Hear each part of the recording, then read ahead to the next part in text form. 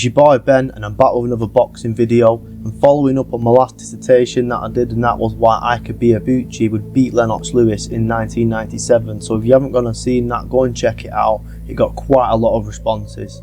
Another electrifying dream matchup would have been Ike Ibeabuchi versus Riddick Bowe. Who would have won? A lot of people have been talking about this, so I wanted to break it down.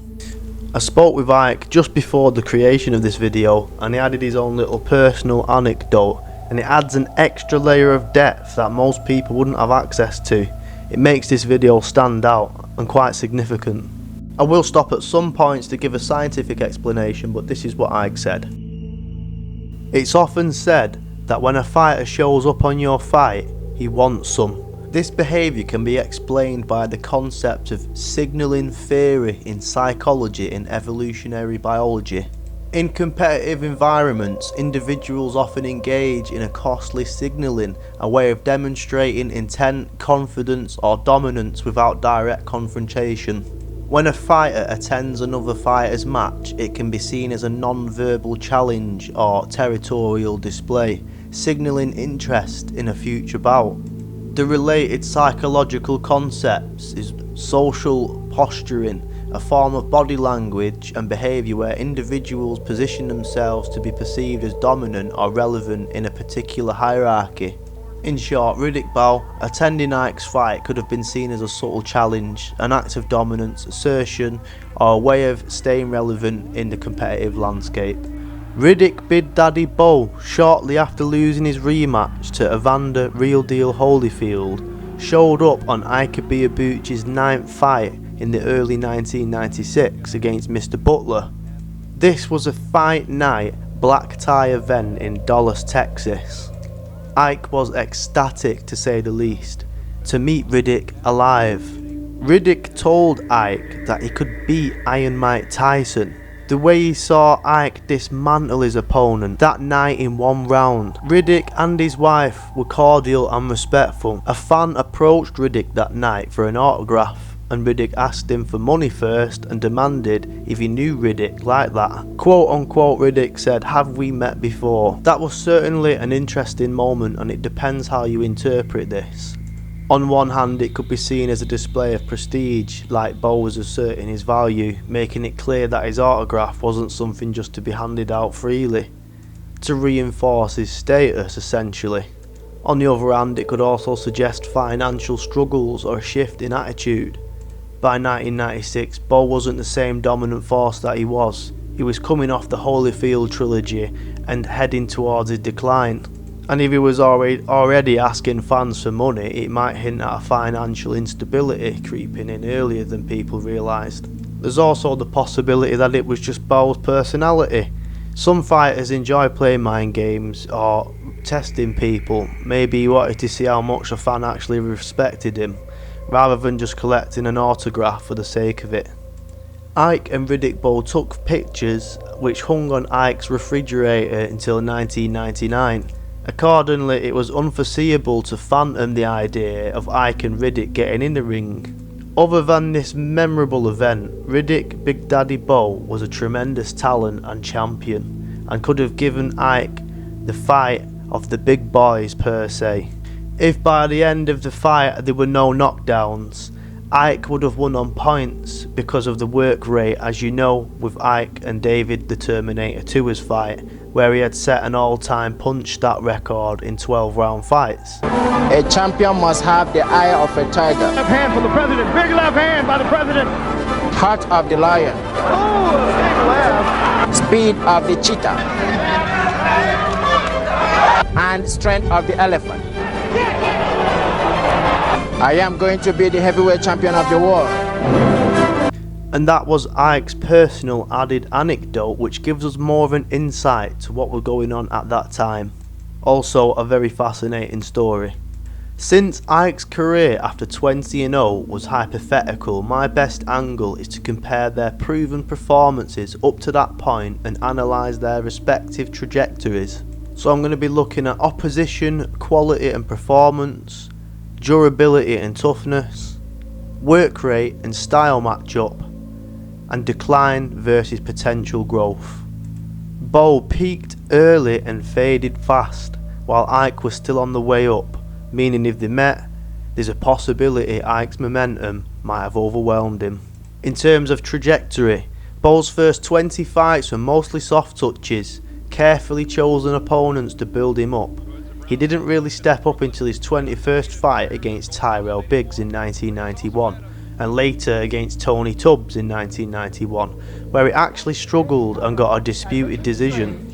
Each score 96-94, while Judge Jean Williams, she observed 97-93 for the winner by unanimous decision and still undefeated, Bowe! Meanwhile, Ike's first 20 fights already included the David Tour in 1997, an all-time great slugfest against an undefeated iron-chinned puncher, as well as Chris Bird 2 years later in 1999, a masterful destruction of a future world champion and defensive genius. Bowe wasn't tested early. He had size, skill and potential, but he didn't face the same fire like Ike did by 20-0. By that time, Bowe fought Holyfield, 1992. Ike had already gone through the gauntlet in half the matches. If they had fought after Ike's 20-0, Bowe would be facing someone who had already beaten better competition in fewer fights while he was slowing down.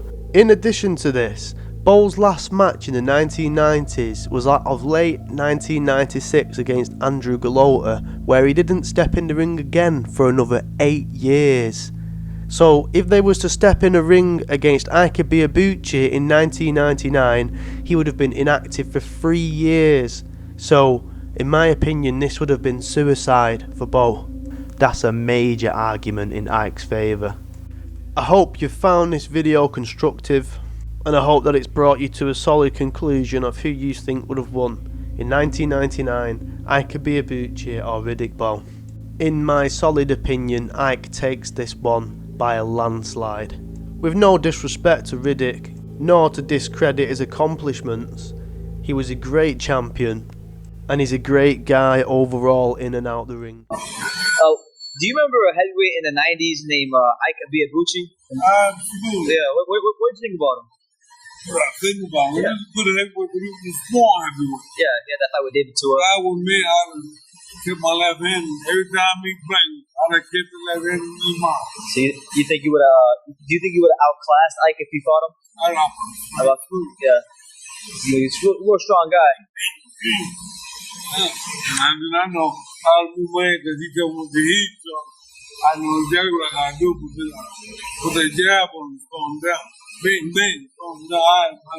They give a head up, I know he's a banger, so I would have to, keep my hand up, keep my head moving. Yeah. Would have been total on my jab.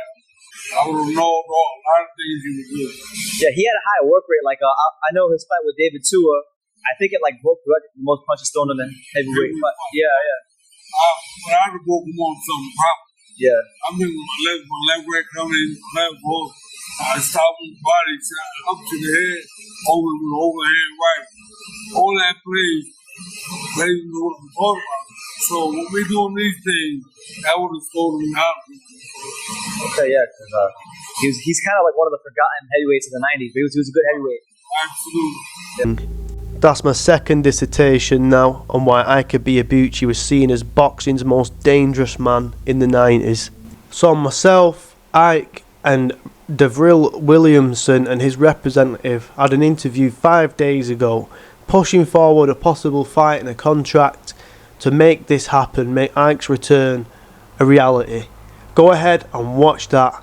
It's very important you stick along and you give your input. We haven't got that far yet. That's what I'm trying to tell you.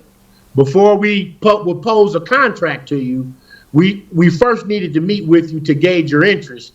And we also needed to meet with you to gauge what exactly you want out of this fight. Because we're going to take that back to our promoters, and then they're going to say if that's something that they're willing to do or not willing to do. He is a person. But we've already talked to him. And Williamson, he wants to fight and that's all. You want to fight, I want to fight. You tell us how much you're gonna pay us, and not what we're gonna accept. That's not how it's done. Okay, here is a fight that you believe is gonna be lucrative, money on the fight, and you want it to be in UK and of all places. Then there's money discussed here. If you haven't already seen any of my other videos, and I recommend you go ahead and do that. Subscribe, like and comment and share your thoughts. They are valued and they mean a lot. So go ahead. Who do you think you would have won? Ike Ibeabuchi or Riddick Bowe? Thanks and God bless.